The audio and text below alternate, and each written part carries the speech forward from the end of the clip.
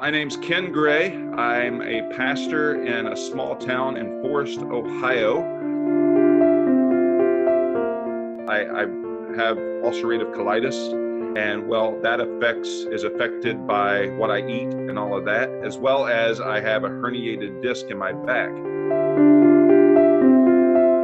I'm dating a lady, and she has a 8-year-old girl, and she wants me to come up and pick her up and hold her. And whenever I go to pick her up, I'll be like, I can't. And it just broke my heart that whenever I went to pick her up, that I wouldn't be able to hold her. So she would want me to take her to bed at night, or she'd want me to pick her up out of the car or put her in the car. And I just couldn't because my back would be hurting so bad. I just felt like I had no energy, and every day I'd wake up and just kind of drained and no energy to be able to do everyday things in ministry. I was just dragging along, trying to push along, and I just wasn't motivated to go work out because I had no energy. I wasn't motivated to do any of that.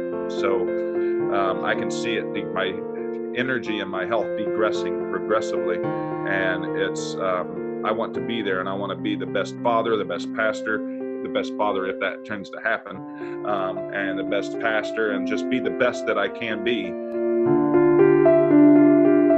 For me, I'm a stress eater, so it's something that you're basically being a hypocrite, because hey, yeah, you need to talk about all these things. You need to get rid of your addictions in life and put God first, but here you are using food to kind of relieve some of that stress instead of prayer, using food to relieve some of that stress instead of some of the things that you know can take care of it. So it's basically makes you feel like a huge hypocrite.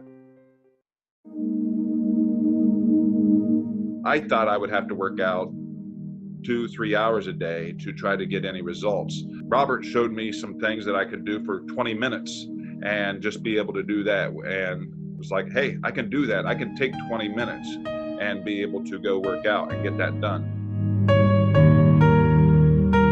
In ministry, sometimes it can be lonely. It can be because you don't have anybody to vent to.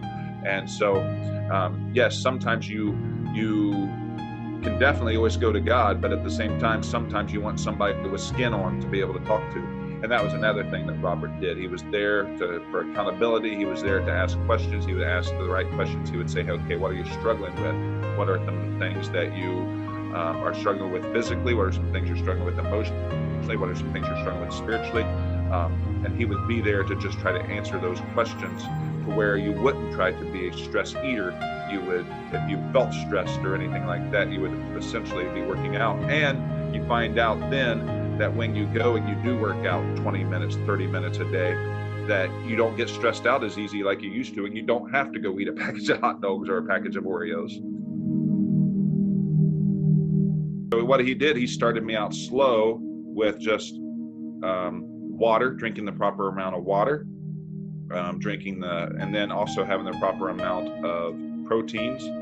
And at first, quite honestly, eating that much protein was a little bit of a challenge, because every time I look at that, I'm like, man, I'm eating a lot of calories, because proteins, there's a lot of calories in that. But then he would start going from that, and I'd work my way up, and now it's become easy to get as much protein in a day that I'm supposed to, because I know the proper things to eat or drink and that sort of thing.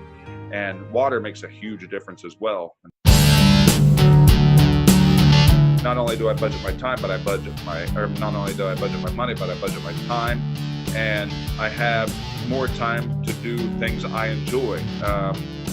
My girlfriend just moved up closer to me, and I was really worried, thinking, man, when am I going to have time to be able to do things? Well, I find myself having times in the evenings to be able to hang out, to be able to go for a walk with her daughter and just be able to do things that I enjoy, as opposed to always feeling like I have to be working and doing stuff for the church.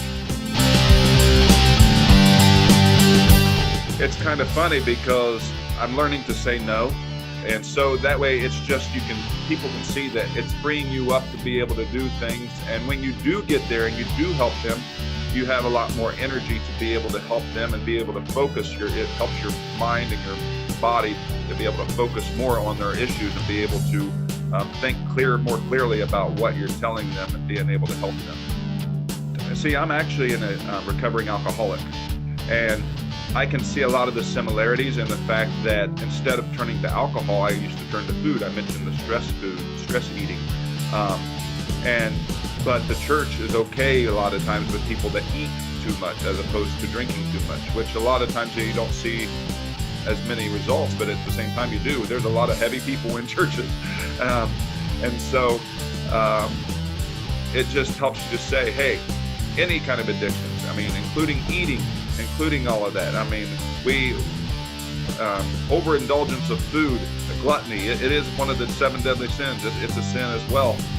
But we so many times look past that gossip. So many times people in the church seems to think those are okay to sin if you do that, but that's not the case. God don't want us to have any kind of addictions, including gluttony. So I lost about 18 pounds in 3 months. Now my back hasn't hurt for a long time. I've been able to go and do things I haven't done in years because my back was hurting and stuff. I went out and cleaned out my garage that I wasn't able to clean out my garage before, because anytime I tried to move anything, I mean, my back would be hurting. I can lift up my girlfriend's daughter, and I remember the first time I picked her up and I'm like, hey, wait, I'm not feeling any pain from this. And it was just, it put a big smile on my face. And that sounds like it's silly, but it's just a great enjoyment to be able to say, hey, I can pick her up and not have to worry about my back. Now, again, I do have to be careful, but at the same time, it's just a joy to be able to pick up the little girl when she holds her hands up and say, hey, will you hold me? Or, hey, will you do this with me? Will you go out and play with me? And before you couldn't because your back was hurting too bad or something like that. Even the little things that you take for granted, like picking up a little girl or picking up a little child, that you can just be like, wow, this is awesome. People start seeing, wow, you're getting skinnier, and yeah, getting skinnier is the outward results of an inward fix. Yeah, I'm skinnier now. I lost 18 pounds, but it's not because losing the weight is just something that they can see. That's the outward results. But the inward results is that I feel better. I feel healthier. I don't feel as guilty because here I am getting up and preaching about addictions and stuff, and then here I am eating a lot. We kind of just overlook that. And so, yeah, it's just people can see the results, but at the same time, that's just like with any other thing. When you first become a Christian, people see the difference, but actually they see the outward results of an inward change.